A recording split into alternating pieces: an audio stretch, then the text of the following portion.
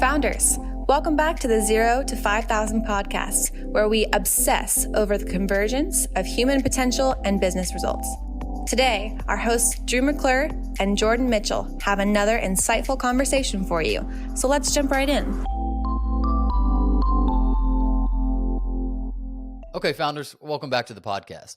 Today, I'm sitting down with Vincent Bourzeix, the CEO and founder of Superbolt. With master's degrees from both Telecom Paris and Columbia University, Vincent founded Superbolt in 2016. Born from the need of having an agency partner that worked well with in-house marketers, Superbolt made it its mission to be the agency partner that they always wanted but couldn't find.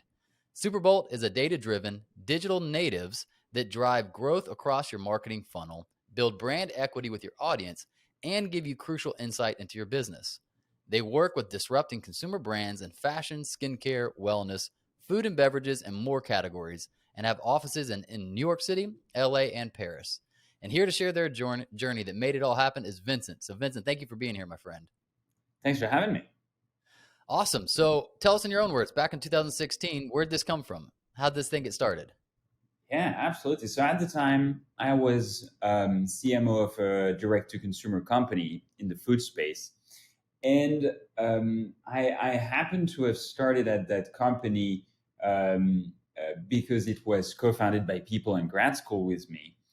And I joined the company in the early stage, and basically it was still a moment where we're all figuring out what we were going to be doing, what were going to be the responsibilities. And the co-founders sort of gave me the responsibility of figuring out growth. And at the time, for direct-to-consumer companies, it really meant figuring out the new growth levers that were Facebook, Instagram advertising, Google advertising. And it happened that I had been studying operation research, which is a field that usually is applied to supply chain management and financial markets, but that basically looks at sets of data to optimize allocation of resources. And this could very well be used for basically paid digital advertising. So what I happen to have learned for financial markets or supply chain optimization worked very well for specifically social media advertising. So I joined that company. We were spending $5,000 a month on Facebook ads at the time. And within 8 months, we're spending $500,000 a month on Facebook ads. And we're growing very, very rapidly. This was a subscription box company. We went from having 500 subscribers to 50,000 subscribers that were all paying $40 a month within the course of 12 months. And so we had a huge growth. And then came the moment where we had a lot of growth. We were venture backed, and it made sense to build a team in-house to work on these new growth levers. And at that time, basically the sort of big insight we got was that to fully leverage the potential of these new growth levers, it was really important to have expertise in a team, not only in marketing, in media buying, but we also had built in our team, we had 2 designers, a copywriter, a front-end developer, and a data scientist. And having this regroupment of expertise working closely together is really what enabled us to fully leverage the potential of these new growth levers. And the sort of key reasons behind this is that if you think about an ad on Facebook or Instagram compared to a billboard you see on the side of a highway, well, with an ad on Facebook or Instagram, there's 2 big differences. One, you can be very specific about who you're targeting. It's not going to be shown to everyone that's passing on the highway. It's going to be shown to people that correspond to very specific interest groups or demographics. And then the second piece is that you don't have to show the same creative to everyone. You can choose the creative you're showing to each of these subsegments of your demographic. And so having the close collaboration between marketers, media buyers, creative team members really enabled us to craft very sophisticated, specific creative strategies that would resonate with different audiences. The second piece why it was important to have all these expertise working together is if you think about the user experience of someone that's going on an e-commerce, you want to ensure you have consistency of the user experience all the way from the first ad they see on Instagram stories, let's say, all the way to checkout. You want their experience to be seamless, consistent. And so the collaboration between your front-end designer, front-end developer, and the marketing team is very important. Mm. And the last piece of the puzzle is that through all of these advertising platform on your website, you get access to a lot of data. But it becomes difficult to like parse through all this data to extract insights. You can get very easily data overload. And so the data scientist in that team helped us to parse through the data and really extract the signal from the noise that helped us to understand what really were the insights that would help us with the next iterations of the strategy. So long story short, we saw in that team we had built in-house the importance of having closely collaborating multi-expertise team members. And in parallel of being CMO at that company, in 2016, I started to be an advisor to earlier stage companies where it didn't make sense to hire a team of 10 people in-house. And so at that time, I started to look at the agency landscape pretty naturally and looking at, okay, that seems to be like an obvious alternative. But what I found at the time were agencies that tended to be very focused on one area.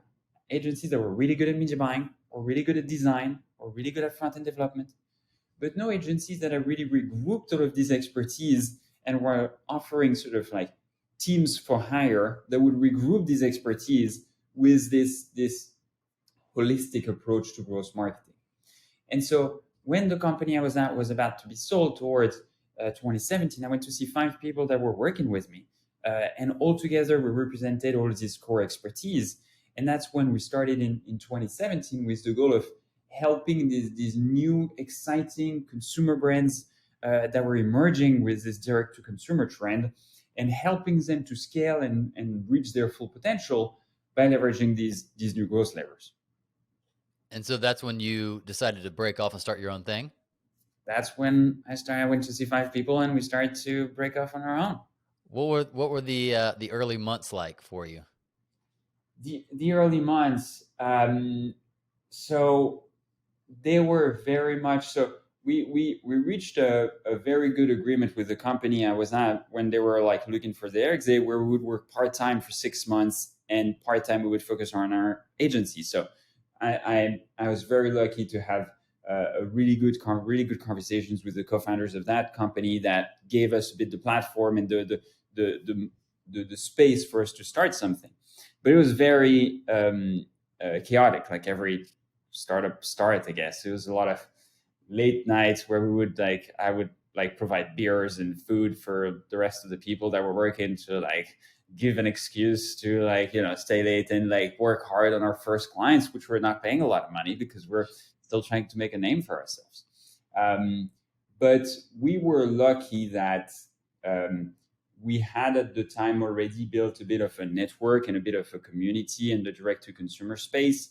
So early on, even as we were sort of figuring out our exact product offering, our exact services, we had demand and we had some clients that were early stage and that were willing to take a bet on us and work with us while we were also like still very scrappy and figuring out how to do the best reporting possible, which is important to clients, but they had a strong belief in our capacity to deliver growth to their business. So that was really helpful. And so early on, it was really about, we had demand. It was really about how do we structure the team? How do we structure the offering? Was that the biggest challenge in that first year? Yeah, I think in the first year for us, the challenge was how do we go from being one team that was sort of a spin-off from a company to becoming a company that can hire people, integrate people. Because the first 6 people, we had worked together for like years. And so we already knew how to work with each other. We already had a vibe. We already had like easy collaboration. But all of a sudden you hire people in that group. And it was a lot about integrating them, making sure we were able to like also help them reach their potential and help them to grow in the company. Yeah. How do we do that? I know that, one of the difficult things about adding people is it can change the culture or they can learn the culture, right? Like, how did you all keep what you had and expand it into bringing new people on? I think at the beginning, for context, we were working out of restaurants. So during the day, there was this thing called Spacious. They would transform restaurants during the day into co-working spaces from 9 to 5. It was a great service. It was very affordable. But you have a limited subset of people that want to do interviews at restaurants in the middle of the day. Yeah. So you have in the beginning, I think, to find people that are excited about the scrappy nature of an early business. Especially in our case, we didn't raise like massive venture capital. It was a self-funded business. And so we had to find people that were willing to take a bet and willing to join a company in its early stage with very young people that had like big ambitions, but it was very early. So I think at the culture of the company, well, we kept some core fundamentals, like always we're looking, and we always had 3 sort of keywords that we shared to people on their first day. Like this is a sort of vibe of the company. We still do that today because we think it's helpful for people when they join a new team to know a little bit what's the vibe. So we always say like, we're a team of like humble and curious people. And we explain like why those values are important to us. But then through time, I think in the beginning when we were very scrappy to now where we have like 10,000 square foot office in financial district, it's like a different vibe, of course. And I think it's important to make the vibe evolve because to me, I think at a certain stage, you're trying to hire at scale. You're trying to like build programs, let's say we have like good collaboration with NYU in the city, and they sort of want to see infrastructure. So I think as you scale, the culture has to evolve, but I think you have some core fundamentals you're trying to keep. It's always a very difficult balance. The happy hours don't look the same. In the beginning, like, they would go until midnight and everyone would be a bit hangover the next day. I think today, like, I wouldn't do that anymore. And there are more tame, more people are not invited to this part of the party anymore. But, you got to make it evolve a little bit. Yeah. I mean, you articulated well what seems to be pretty common and common sense, like makes sense for the development of a company, which is it's very organic early on. It is very loose in its structure because it's just a few people, and like too much structure would slow it down, right? Yeah. But then it gets bigger, and that lack of structure can actually create a problem. And so it needs to grow and evolve, but you want to hold on to certain elements, right? And so talk to me about that. That's a difficult transition. Like, yeah, we need to look different. It's a different company now, but we want some things to stay the same. Yeah, I think we try to keep a very entrepreneurial spirit, a place where you can have a lot of growth, but not as well at the beginning. That was sort of like something where everyone who was joining immediately was like involved in everything. So you had like early access, but how do you keep that a promise that is exciting for people joining today? And for us, it looks more like today, like a sort of typical agency or consulting framework, which is when you join, we have, an associate program. So we hire people from, like I was mentioning NYU, but like many other universities. And we have a track from, junior associate to associate, all the way to associate partner that takes about like 4 or 5 years. And now we have like several examples of people that have started as junior associates that are now partners in the company. And it's a lot about but now that has created like a big framework where there is, we have compensation grids, and we have like incentive systems, and we have like P&Ls that people are in charge of. But I think we've tried to keep still this entrepreneurial nature. And then if we think about, we always try to have a very like collaborative, thoughtful work environment. And that's something we had initially in the beginning by just being the one sort of doing the trainings and trying to be thoughtful in that way. And then it's how do you transform that as you scale? For us, it's been a lot about empowering manager, giving the tools for managers to continue to do that. And so, for example, it's been like building a lot of training material during the COVID moment where workload decreased all of a sudden. For us, we were like, okay, it's an incredible opportunity for us to, like, it's the first time we have time in years to create like the best material for the people that are going to join once like growth is going to come back. And so actually during COVID, that's what we did for 3 months. It was like a huge focus on like building the infrastructure. So that was a funny moment of like a bit crisis, like for everyone. But at the same time, we're like, okay, what's the best use of our time? And that was a big moment for us to like build that infrastructure to continue to like keep our values, as we were going to scale, we were like pretty bullish on being still able to scale after that. I really like that. I mean, COVID represented a forced innovation moment for a lot of people, right? You either sat around just worrying and kind of, fumbling with your fingers, or you said, what could this opportunity provide us, right? Like how could we use whatever the world is right now? How could we use it for a benefit? And for you, it sounded like you were able to focus internally for a minute, where typically you're on the client, external, and now you're saying, hey, let's clean up the house. Let's get some training in order. Is it kind of like that? That was exactly like that. I mean, there was a bit of panic. Like, I'm not Of course. Yeah. like the first week, but we tried to, you know, have a long-term view. We were able to put a plan in place that like saved almost everyone's job. So that was like a positive. And within a month, we got like help from the government, and so we're able to like rehire everyone. Like we had furloughed like I think 4 or 5 people. Wow. And by the end of the year, we had done pay cuts, and by the end of the year, we're able to pay back all the pay cuts. So we gave like bonuses at the end, like that were like just pay back. So we had a good year. But I think what we did in the middle was really helpful. Well, we did 2 things. One that was useless, one that was really helpful. The first thing is that historically we always had more demand than capacity. So we never had built like a prospecting funnel and like leads, and we didn't know how to do that. And we're like all of a sudden we lose 35% of our revenue more or less overnight in the 3rd week of March. And we're like, well, we need more clients, but we don't know how to do that. And so we tried to scrabble like a prospecting strategy with some of the team that all of a sudden had time.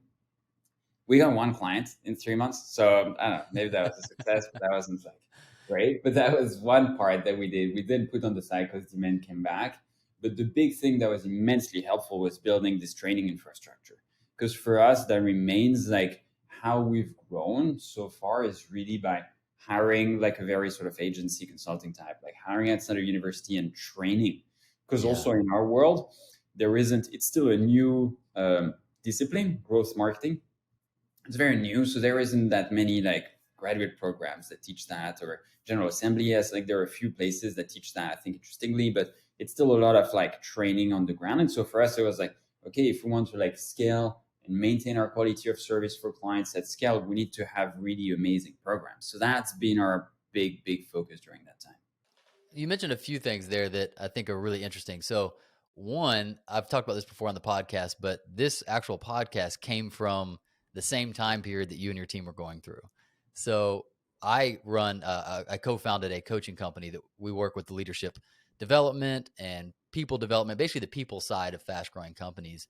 And it's almost identical. We lost about 38% of our revenue overnight, Right. And which makes sense in the, in the consultancy model. Like companies were going to say, we got to freeze our budgets. We don't know what's happening, that type of thing. And so we also had to go for the first time and think about driving demand to us, and we're like, what do we do? How, like, no one's doing anything.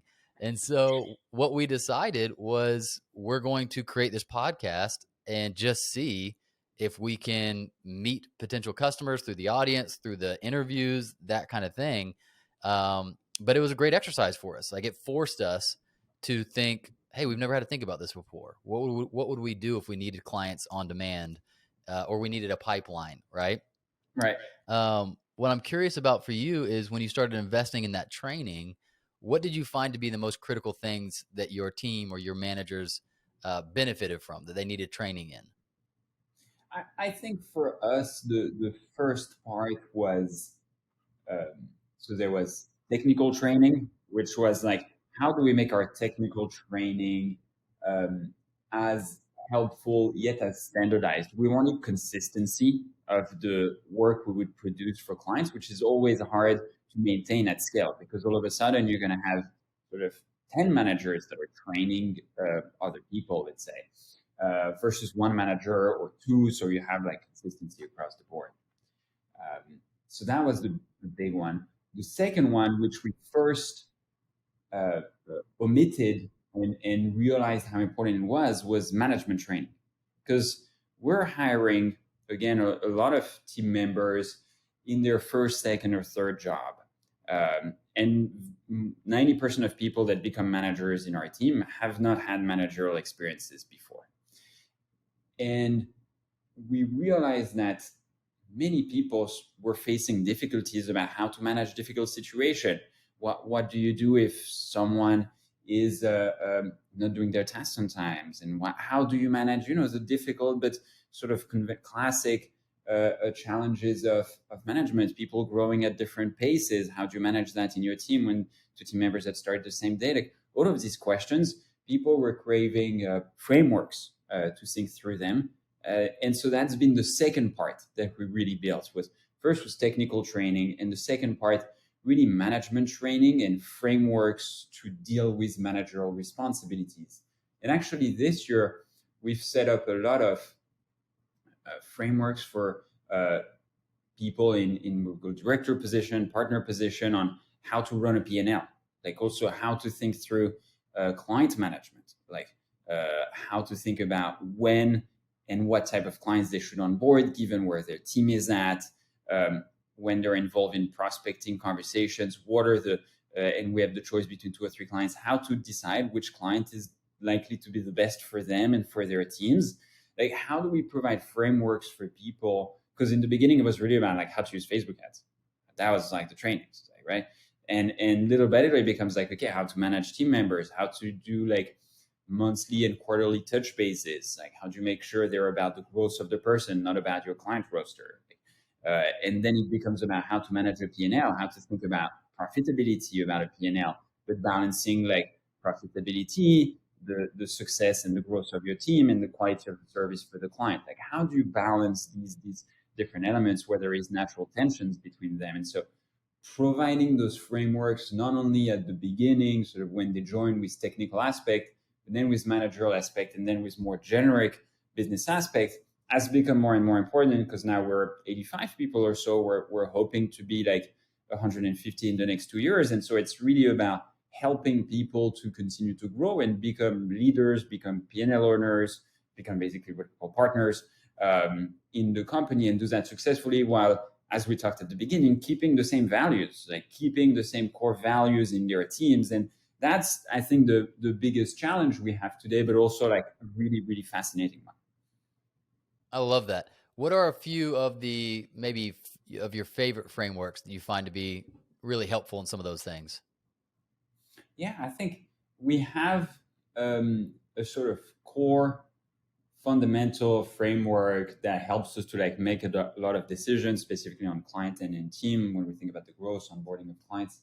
And it's balancing the 3 stakeholders that we have at Superbolt, which are our clients. What do our clients care about? They care about the performance of the campaigns we run with them, the insights that they're getting from us, like what are we telling them about their customer, their product, their potential for growth, and generally the quality of service, like the quality of creative, quality of deliverables. Then we have our team. What does our team care about? They care about their growth potential, so their growth path. They care about the work-life balance. We want to make sure they are like 9:30 to 6:30, 80% of the time. And they care about compensation growth, fulfillment at work. And then we have Superbolt, because that's the third stakeholder, who cares about reputation as an employer and as an agency, and about revenue growth and profitability.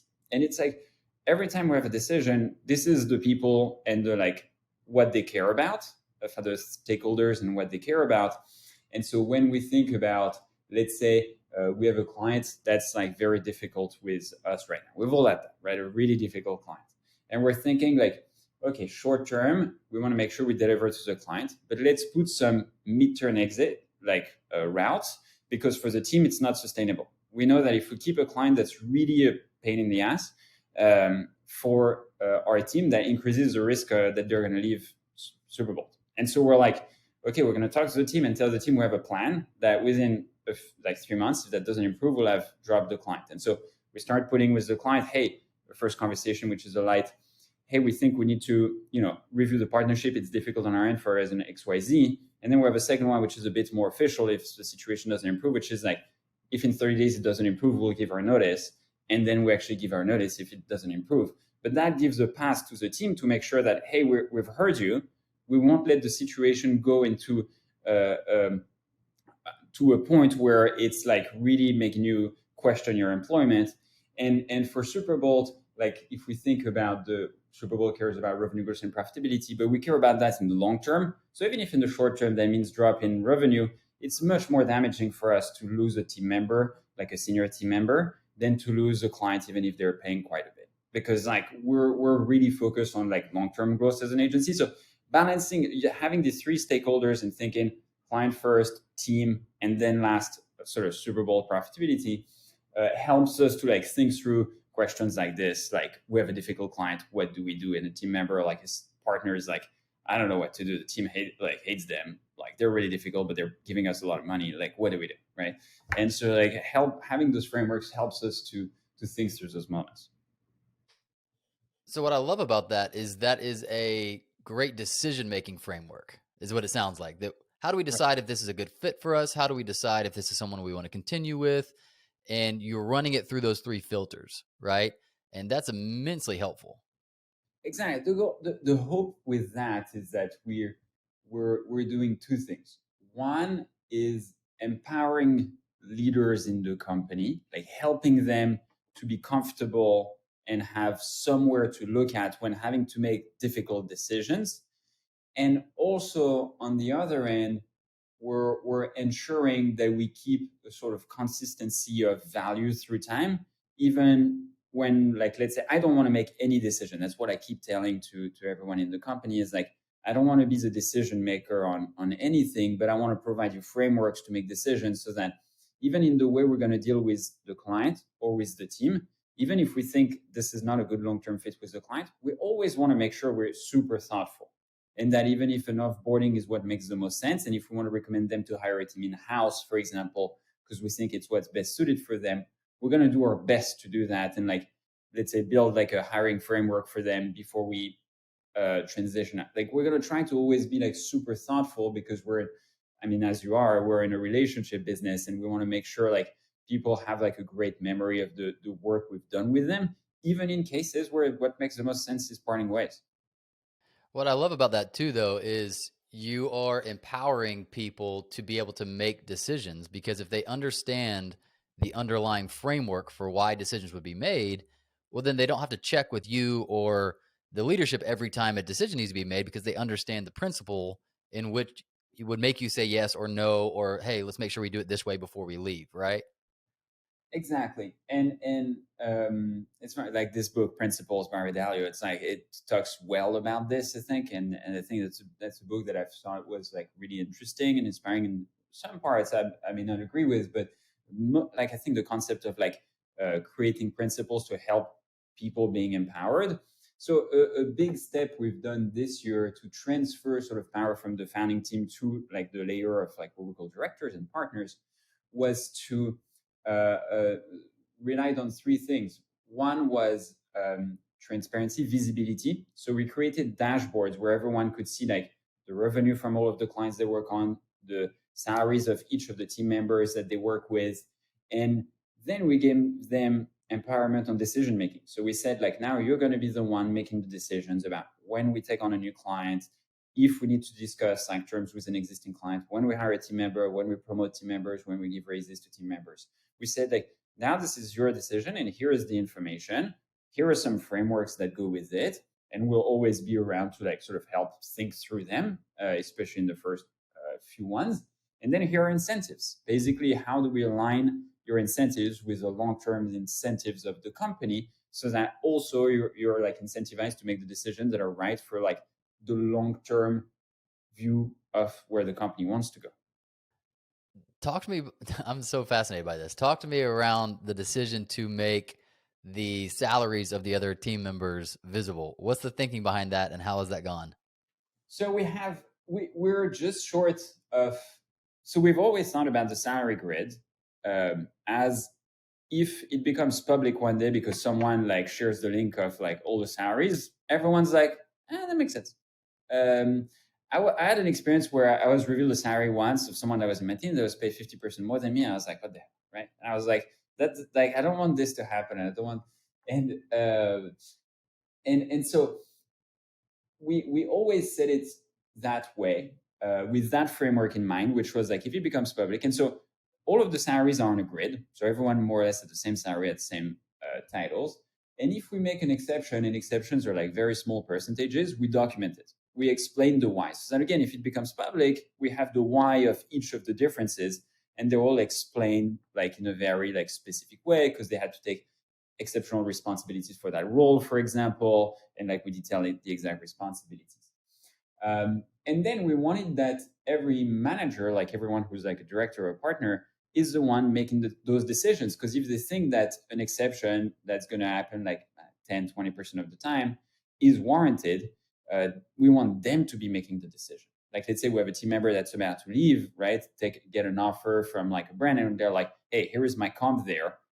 Can you guys, or like, what's my path to matching there in the long term, or what should I look like? We want the partner to be the one equipped with, those tools to answer that question. We don't want to be the decision maker for their team. Like, they're the one in charge of the P&L. They should be empowered to make those decisions. So that was the thinking. It's like, we had some cases in the past where someone would come and ask for like a growth path, but he was like the N+3 having to make the decision, who has no visibility on, is that person actually over delivering? Is that person like, shouldn't that person be promoted on a faster track because they are like trying to push more? And we had this problem a couple times, and we're like, it doesn't make a lot of sense. And we had a lot of frustration from those people that felt like they were asking to their N+3, who like didn't really know, like, and then +3 was not well equipped to make that decision either. Was also frustrated about like, why that person coming to me? Like, I don't know. And so we're a bit stuck. And so really the answer was like, okay, let's equip people that are the best positioned to make the decisions, to actually make them. But that meant changing, like creating like a big like reporting infrastructure and a lot of frameworks. So we spent a year doing this. Like we grew a lot for the last, like 2020, 2021. Like 2021, we grew 75% year over year. But this year we'll grow about like 10% or something, like very slow compared to like historical for us.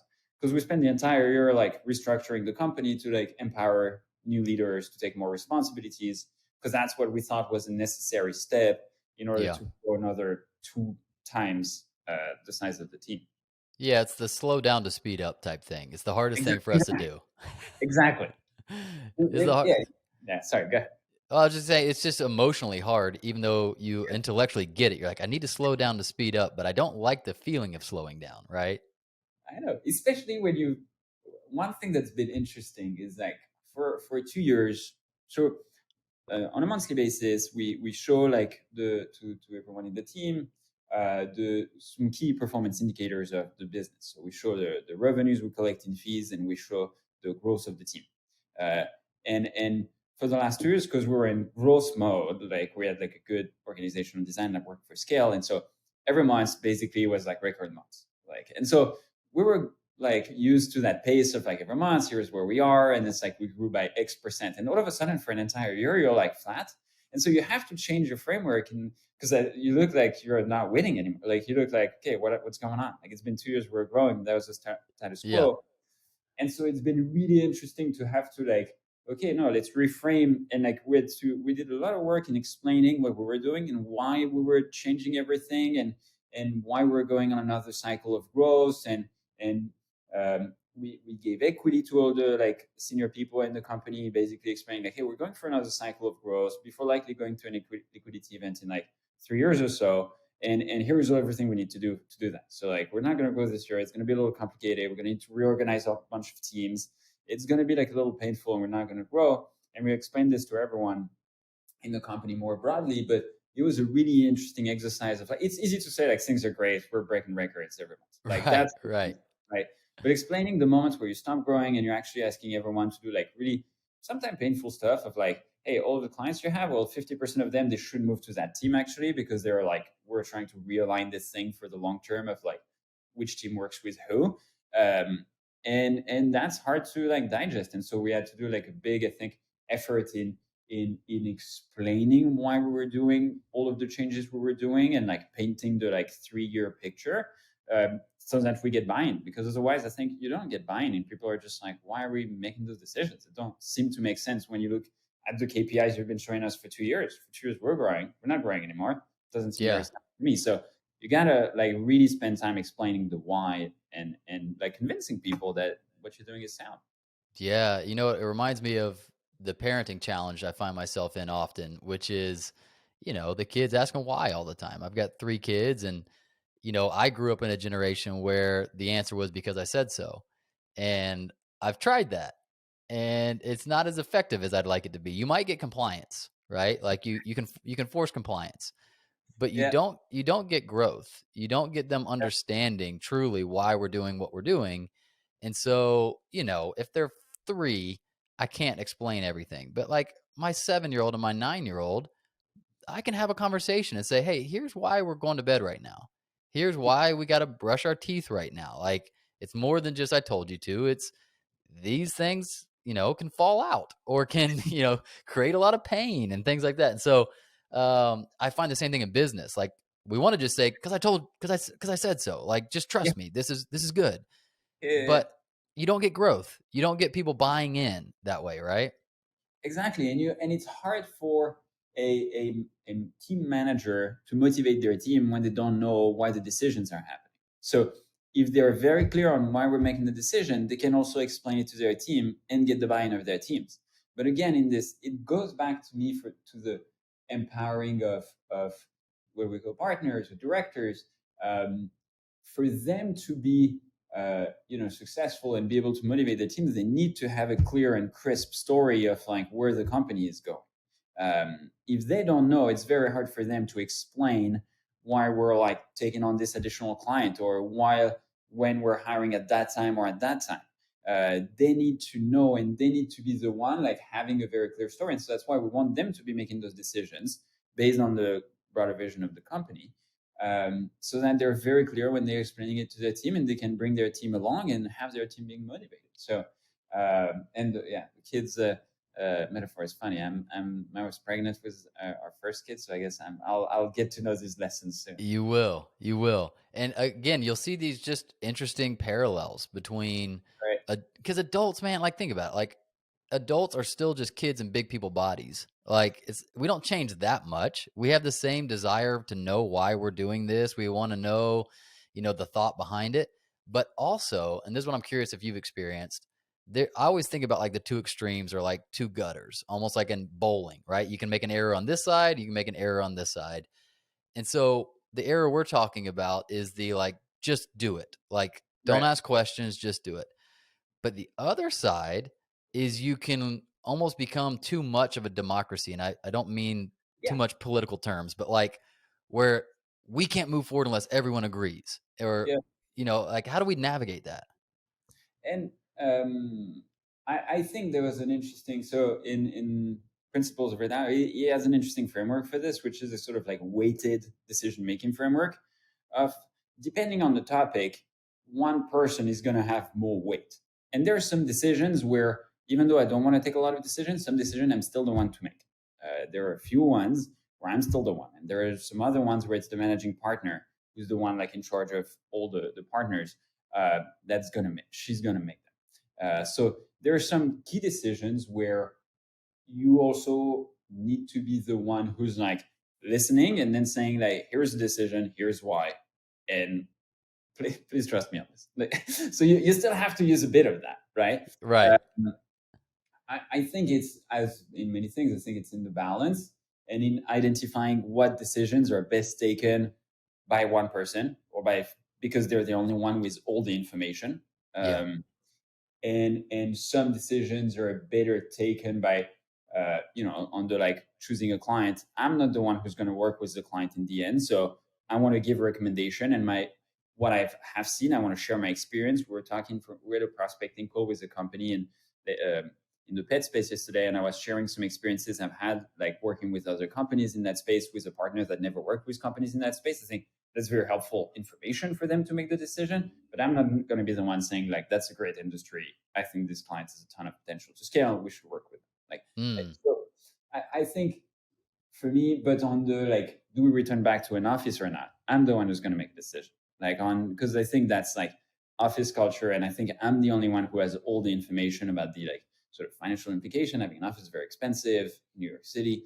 But I think it can have like a big output. And like this is a type of decision where like I'm still going to be the one to make the decision. So I think it's about understanding the perimeter of decision making of each person, and for each decision, who's the best position, and what is the group, like as we said, what is the voting participants, and to make sure that people are on board, and don't think you're in a dictatorship where there is one person that takes all the decision, but you don't get stuck in like constant debates. And you want to, for example, on the office decision, I talked to a few of the leaders and talked. We also have an office in Paris, different cultures, so trying to understand a little bit, everyone's position. But at the end of the day, I was a decision maker, and I said, this is the policy, and this is where we're going, and this is why. But it's a fascinating topic. It is, and it's an evolving topic. Like you said, where principles are still true, but how they express themselves might change depending on the culture or on the moment. But I like what you're saying about the different weighted, like seeing it as a weighted thing, and that depending on what we're talking about, there's going to be someone who's better positioned based on the information they're able to gather to make a final call. The way I think about it is like, I fly a lot. I'm sure you do as well. Imagine if we had to get, the group okay before we took off. You'd sit there forever because so-and-so's still not there. They're running late. We need to wait for them.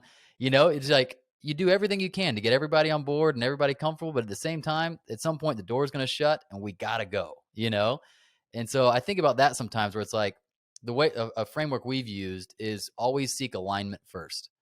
Like our first goal is we like alignment. We'd like you to understand, offer you the chance to collaborate on this, and like, let's find alignment. But if we can't, at some point we've got to make a decision and then offer you the choice to join us. Right? Exactly. I completely agree with that. And I think it's about collecting information, making sure everyone feels heard. I think it's very important. Everyone should feel heard. But at the same time, you have to make a decision at some point. And I think it's very important to say to people like, hey, this is our vision, this is what we're doing, but we also understand if that doesn't work with you, like if that doesn't correspond to like your values, or there is something. I've had quite a few conversations about this around, again, the work from home policy, right? Our policy is like you have to come 1 day per week in the office and you have a 3 months full remote. So it's a very flexible policy, but we still had some people that wanted to work fully remote. And I understand that. I very much understand that. But what we're saying is, because for us, collaboration, especially between marketing team member, design team member, copywriting team member, that's the whole beginning of our company, was like close collaboration between multi-expertise teams. And in order to foster that, we've seen that being in the same office environment, both for the water cooler conversations, the actual meeting in person, the happy hours, all of this enables better collaboration, and I think more enjoyment in the day-to-day work and better deliveries for the client. So those deliver better stuff for our stakeholder, which is why Superbolt is taking the cost, and like that reduces our like profitability by a lot, right? It's like, but we think it's like it's a long-term bet, and it's going to be better for the team, better for the client, and better for Superbolt in the very long term, if we have an office where people can meet, interact, and so we explain all of that, and some people but we understand that for some people, the ability to work remote is very important for personal reasons. And it's just that given what our business is, given that some teams really need to work together, and we have also the component of training, onboarding people that are just outside of university, they need, I'm of the belief that they need, like, the more framework you can provide for the first work experiences, the better their work experiences will be and the faster they can grow in their careers. So for all of these reasons, we're going to be a company which is going to have a component in person. And this is a strong belief for us. But there are a lot of agencies that are full remote, and I understand why some agencies are full remote, and I respect that. But for us, it's a strong belief. And so in that case, we were like, this is our belief. This is the terms we have. And we had a couple of people that I moved during the pandemic, because we were fully remote during the pandemic. And I were like, I want to come back to New York. And we're like, all good. Let's figure out a plan over 2, 3, 4 months. Let's transition. But long term, that doesn't work for us. Yeah.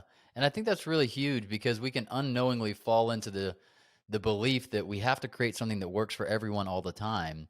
And although the heart is good because we like our people or we want everyone to be happy, it's just not realistic because you can't create a place that's great for everyone all the time. And it's actually what makes a free market economy beautiful is that you could find somewhere else that like might be a better fit for you in this season of life and what you've got going on at home and needs or whatever, that we would bless that. Like if this doesn't work for you, does that make sense?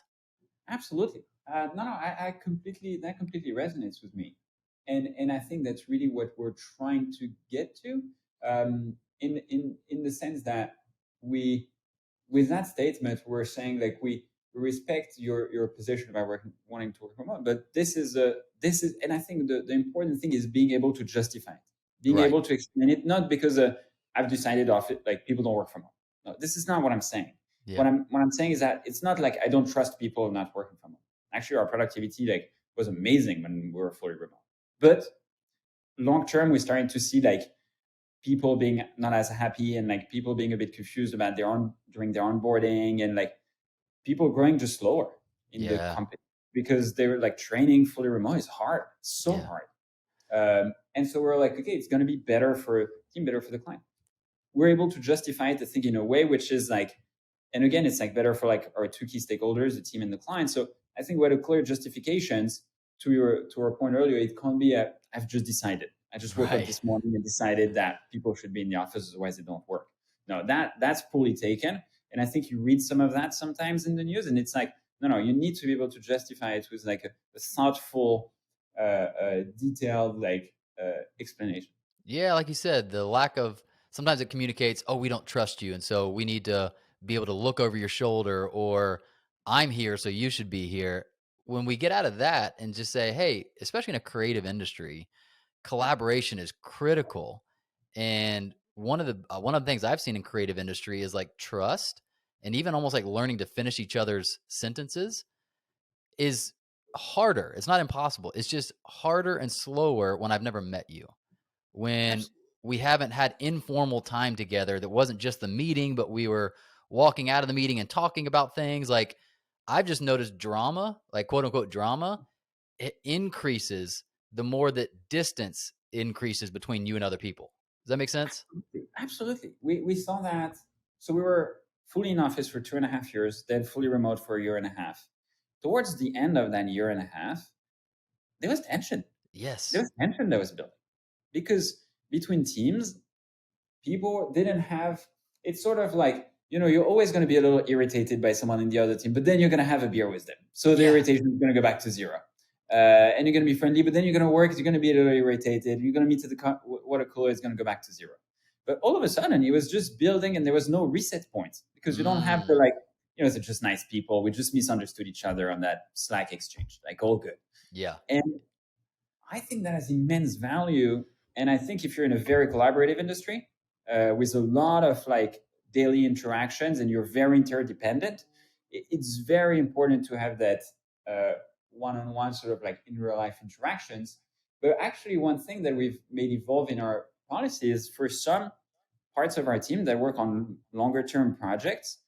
So for us, it's our web team, and where it's become very hard to find talent in big cities because during the pandemic, there was a lot of people that moved to everywhere in the country, and a lot of companies went full remote in that industry. We actually moved our web team fully remote because Mm, it was too hard to find talent in those big cities. yeah. And for those type of jobs, there was less collaboration with other team, and it's more like asynchronous collaboration. It's more like documented online versus like quick calls, and so that actually worked. So again, and we were like, we started to make an exception. We are like, okay, actually for that team, and we explained it to everyone in the team. We are like, for that team, we're actually reflected, and we think that it's better for the company if they're full remote. Um, and so I think you also need to be able to like, even if we did this amendment, I think it could have very quickly led to like, well, that person's full remote. Why can't I be full remote? Right. Right. And so it was about like putting the like, the framework being like, it depends on which team. And it's not like we arbitrarily chose the team. It's linked to the amount of collaboration and the amount of incremental value that the company get, the team get, and the client get from having that team in person. And I think we like drew a little chart where like marketing team is the highest, creative teams are like the second, very close. Data team, it's like in between, and the web team was the lowest one. And we're like, yeah, for the lowest one, we think it makes more sense for them and for the company and for the clients that they're remote. But again, That's really you cool. gotta explain it. That's really cool. I mean, that's again, if you hadn't had the time this year or hadn't made the decision this year to allow yourself to slow down so you could think about these, you wouldn't have the time to even think through the situation to the degree that you all have thought through it. Exactly. And I think that puts us in an interesting place for next year where we really feel we have like good foundations, sort of solid frameworks for people to be leveraging when having to make decisions, and onboarding their team for a growth phase of growth. We're actually, so I was mentioning my wife's pregnant. My wife is managing partner in the company. So in Q1, we're both going to have to take a step back as well. And we're hoping that our all the principles, all of the things we've put in place, all of the leadership, like that's going to be an interesting like real life test where we're going to have to take a bit of a step back. Yeah. But we've spent a year empowering and trying to give frameworks and give like information to leaders to like take more ownership. Of course, I don't think we're going to be like fully off, but. No, I love it. I think of pregnancy as one of those things that is a great forced stress test where if you think about like anytime you step away, like I was doing a training for a company the other day and one of the leaders had to go away for something. I don't know what it was. And I was asking, hey, how's everybody doing? And give me some celebrations. And one person was like, I'm celebrating that my leader went away. And he was in the room. And I was like, oh, why? And I thought we were about to step into some drama. And he was like, oh, my leader's fantastic. But him being away allowed or forced me to figure things out myself. And I grew a lot because I couldn't lean on him as much as I was used to. And I had to go just figure it out. Right. And you see that a lot when you're forced to step away. It's like, hey, people step up, people learn, other people don't step up. And that's interesting. And you're like, oh, okay, interesting. I wonder why you didn't step up. But the last thing I want to say on that, and then we're gonna wrap up here. But on that remote, the reason why I'm even excited for our audience to listen to this is it's a challenge we're all thinking through. Is conspiracy theories. This is the way I put it. Conspiracy theories about other humans grow in that environment of separation. And what I mean is like you have this innate or this subtle, she would do that or he would do that. You start forming these. That was actually a backhanded compliment. Like you start creating these little conspiracy theories that evaporate 9 times out of 10 when you're like, no, I know that person. They didn't mean that. Does that make sense? Absolutely. It's like as soon as you meet people in real life, when you only interact with someone through Slack, you think they're the worst person in the world. Right. And when you meet them in person, you're like, oh, actually, they're really nice. Like when you have a coffee with them and you learn about their life, and immediately you connect on a like human level, which changes from the like pure professional level where sometimes people in professional environments have like very short sentences. Doesn't mean that they're short and they're like not nice people. Yeah. They're just trying to be efficient. And once you know that, okay, that Slack doesn't mean that they're upset or that they don't value my time. That's short Slack just means that they're pretty busy. Also because at home they have like 2 kids or something. And like all of a sudden it changes your perspective completely. And so meeting in real life, even for full remote environments, I think meeting in real life, like, aggregating everyone in the same city for like a week once in a while is really, really important. It's amazing. Yeah, I read somewhere that we naturally as humans read a text or read anything that's just through like, written word as like a tone or two below what it actually was. Yeah.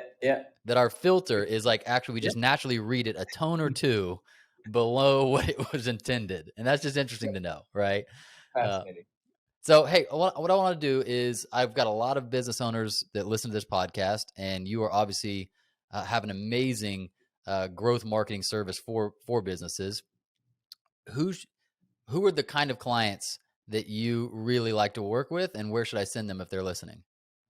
Yeah, no, thanks for asking. We work with companies at 3 stages. About 10% of our clients, we help them around go-to-market, so putting in place the foundations of their growth strategies, understanding where product market fit is. 70% of our clients, they're typically, if they're on venture track, they're between Series A and Series C. So it's all about accelerating their growth. They're looking for building their growth engine. So we're going to help them with strategy, execution, reporting, analytics. Last group of clients, those are more CPG brands. Historically, I've relied on retail and wholesale as distribution channel. We help them build their D2C channel and understand how it plays in an omni-channel strategy. And we're about 50% of our clients are e-commerce companies. So a lot of beauty, personal care, skincare, fashion, jewelry, home goods. Then we have 30% in healthcare, a lot of new clinics, telehealth, really, really interesting space, and 20% in like fintech, insurtech. And if they want to hear about us, they can email me at vincent@superbolt.agency, or they can go on our website and there's a little form at the bottom. Awesome. Vincent, this has been fantastic. I'm honored to talk with you. It is clear that you are building something special there and are a very thoughtful leader. So I appreciate your time today. I appreciate you having me, Drew. Thank you so much. Founders, thanks for listening. We hope you enjoyed it. Make sure you subscribe to the podcast and hop into our monthly founder email so we can ensure you stay on the edge of peak performance and massive business results.